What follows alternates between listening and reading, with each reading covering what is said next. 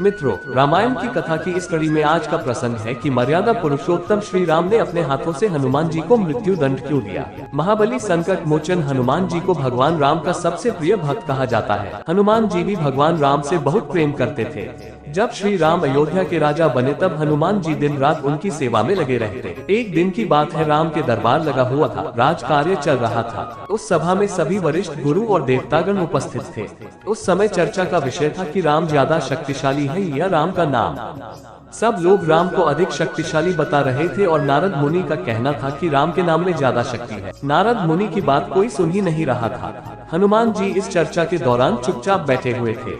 जब सभा खत्म हुई तो नारद मुनि ने हनुमान जी से कहा कि ऋषि विश्वामित्र को छोड़कर वो सब ऋषि मुनियों को प्रणाम करें। हनुमान जी ने पूछा, ऋषि विश्वामित्र को प्रणाम क्यों न करूं? इस पर नारद मुनि ने जवाब दिया, क्योंकि वो पहले राजा हुआ करते थे, इसलिए उनकी गणना ऋषियों में मत सम्मिलित करो। नारद जी के कहने पर हनुमान जी ने ऐसा ही किया। हनुमान जी सबको प्रणाम कर चुके थे और उन्होंने विश्वामित्र को प्रणाम नहीं किया। इस बात पर ऋषि विश्वामित्र क्रोधित हो गए और उन्होंने श्री राम से कहा कि इस भूल के लिए हनुमान को मृत्यु दंड की सजा मिलनी चाहिए। श्री राम अपने गुरु विश्वामित्र का आदेश भी नहीं टाल सकते थे, इसलिए उन्होंने हनुमान को मृत्यु दंड देने का निश्चय कर लिया। हनुमान जी ने नारद मुनि से इस संकट का समाधान पूछा।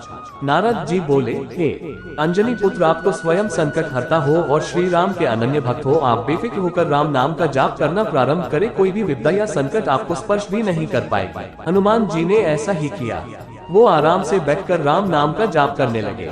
श्री राम ने उन पर अपना धनुष बाण तान दिया।